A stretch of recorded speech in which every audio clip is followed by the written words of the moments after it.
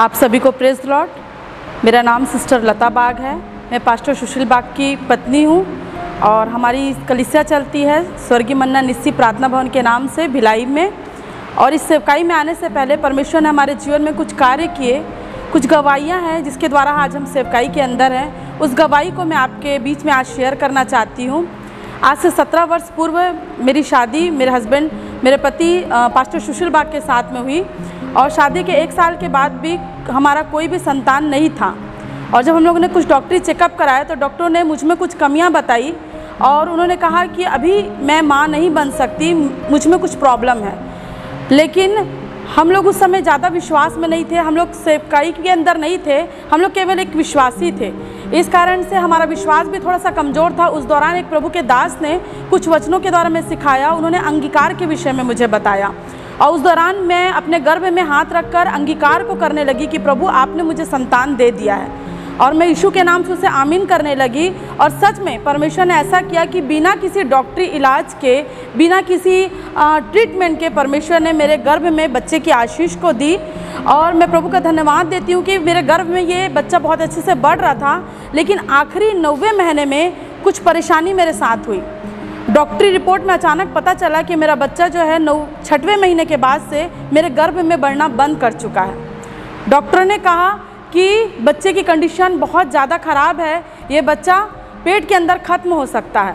और हमारे पास में कोई भी सामर्थ्य काम नहीं आई थी, कोई भी इलाज नहीं होता। डॉक्टरों ने अपने हाथ उठा लिए थे। उस दौरान मेरे पति और मैंने मिलकर प्रार्थना की और हमने परमेश्वर के सामने कमिटमेंट किया, प्रभु को हमने अर्पण किया कि प्रभु ये संतान को आप सुरक्षित इस दुनिया में लेकर आएँ, इस बच्चे को हम आपके राज्य के लिए समर्पित करेंगे।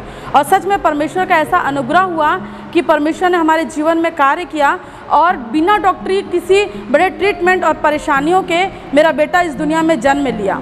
और जब इस बेटे का जन्म हुआ तो इसका वज़न मात्र 1 किलो 200 ग्राम था, जबकि सामान्य बच्चों का वज़न 2.5 किलो का, 3 किलो का, 4 किलो का था। सामान्य वज़न 2.5 किलो का माना जाता है, लेकिन मेरे बेटे का वज़न 1 किलो 200 ग्राम था। और ये प्री मैच्योर बेबी नहीं था, मतलब 9 महीने के पहले नहीं हुआ था, ये 9 महीने के बाद हुआ था। इसलिए इसकी कंडीशन बहुत ख़राब थी। इसके जन्म के होते ही इसे आईसीयू में वेंटिलेटर में रख दिया गया। ये अपने से सांस भी नहीं ले सकता था, ये वेंटिलेटर के सहारे जीवित था। और जब ये वेंटिलेटर में था, इसी दौरान इसे निमोनिया, पीलिया, मुंह से खून की उल्टी और टाइफाइड हो गया। हर दिन डॉक्टर हम लोगों से ये लिखवाते थे कि ये बच्चा नहीं बचेगा, ये बच्चा मर जाएगा। हमारे पास कोई भी उपाय काम नहीं आ रहा था। हम दोनों पति पत्नी बहुत टूट गए, बहुत निराश हो गए थे अपने जीवन से, क्योंकि हमारी लाइफ का पहला बच्चा जो बड़ी तकलीफ़ से और थोड़े ज़्यादा समय के बाद हमें मिल रहा था। और उसके साथ भी ऐसा हुआ कि डॉक्टर ये कह रहे कि वो बच्चा नहीं बचेगा। और वो बच्चे की कंडीशन इतनी ख़राब थी कि वो अपने से हिल डुल भी नहीं सकता था। एक दिन ऐसा हुआ कि जब उसका 6वां दिन था, हर दिन डॉक्टर हम लोगों को ये कहते थे कि बच्चा आज नहीं बचेगा, बच्चा आज नहीं बचेगा। ऐसा करते करते उसके जन्म के 6वें दिन डॉक्टर ने पूरी रीति से जवाब दे दिया कि आपका बच्चा नहीं बचेगा, आज आखिरी बार आप उसको जाके देख लीजिए, उनके साथ कुछ कन्वर्सेशन कीजिए। और मुझे आईसीयू के अंदर भेजा गया। जब मैं आईसीयू के अंदर गई और मैं बच्चे को देखी तो सच में बच्चे की कंडीशन बहुत ज़्यादा ख़राब थी। जब मैंने उसे छुआ तो वो कोई भी मूवमेंट नहीं कर रहा था। मेरी माँ की ममता बहुत दुखी हुई, मैं रोने लगी उस जगह में। और मैं रोते हुए परमेश्वर को सिर्फ ये बोली कि प्रभु मेरा बच्चे को, मैं इसी घड़ी इसका रोना को मैं सुनना चाहती हूँ। और मैं इसे रो के वेदना से प्रार्थना कर रही हूँ। और मैंने कहा कि प्रभु मैं अपने बच्चे को तेरे दाहिने हाथ में सौंपती हूँ और जो तेरे हाथ में रहेगा वो गिर नहीं सकता, मैं इस बात का विश्वास करती हूँ। और सच में परमेश्वर ने ऐसा किया कि जैसे मैं रोते हुए बिलखते हुए वहाँ पर आईसीयू में वेंटिलेटर के सामने मेरे बच्चे के सामने रो रही हूँ, पीछे डॉक्टर खड़े, वो सुन रहे हैं, वो देख रहे हैं। और मैंने आमीन किया है और उसी समय मेरा बेटा रोना शुरू कर दिया। मेरे मन में ये विश्वास आ गया कि सच में प्रभु तूने मेरी प्रार्थना को सुन ली और अब मेरे बेटे को कुछ नहीं होगा।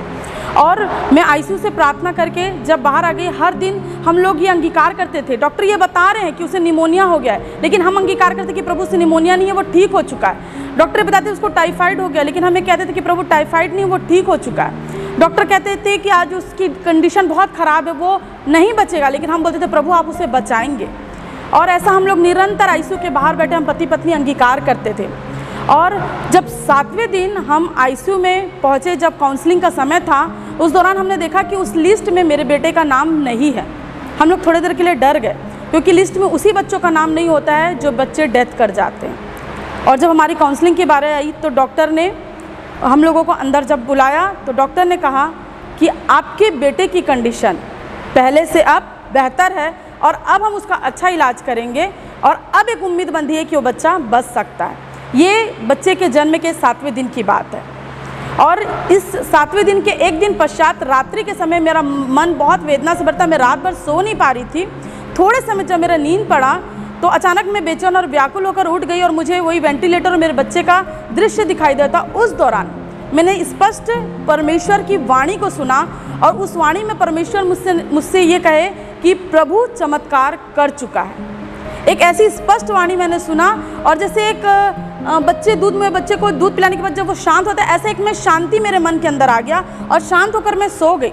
और जब सुबह हम गए तो वहाँ पर डॉक्टर ने पहली बार हमसे ऐसा कहा कि अब बच्चे के पास एक उम्मीद है, एक आशा है, अब उसका हम अच्छा इलाज करेंगे।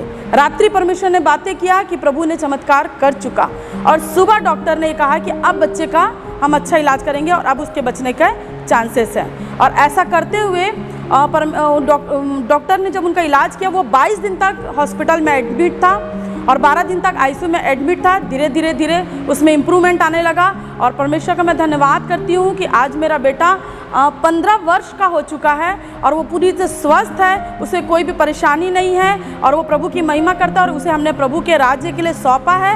और परमेश्वर का इतना अनुग्रह है कि डॉक्टरों ने भी इस बात का आश्चर्य किया और उन्होंने ये कहा कि ये बच्चा कैसे जीवित बचा ये हम नहीं जानते, क्योंकि मेरे मेडिकल हिस्ट्री के अनुसार से इतने कम वजन के बच्चे जो 9 महीने के पश्चात पैदा होते हैं और इतनी प्रॉब्लम्स जिसको होती है वो बच्चे नहीं बच सकते। और उनकी दृष्टि में ये एक चमत्कार था। उन्होंने स्पष्ट वाणी में कहा कि जिस परमेश्वर को आप मानते हैं उस परमेश्वर का चमत्कार और आपकी आस्था ने इस बच्चे को बचाया है। और उसका बड़ा सा फोटो उन्होंने हॉस्पिटल में एक चमत्कार, एक मिरेकल बेबी के रूप में है करके लगा के रखे और उसमें भी हम लोगों ने प्रभु की महिमा की। इस बात के लिए मैं धन्यवाद देती हूँ। मैं अपने बेटे को बुलाना चाहती हूँ कि कैसे परमेश्वर ने बड़ा चमत्कार किया। और मेरा बेटा आज 15 साल का है, ये मेरे बीच में है। मेरा बेटा 15 साल का है और परमेश्वर की दया से आज 10th क्लास में पढ़ता है और इससे कोई भी प्रॉब्लम नहीं और ये अच्छा है। इसलिए मैं प्रभु का धन्यवाद देती हूँ।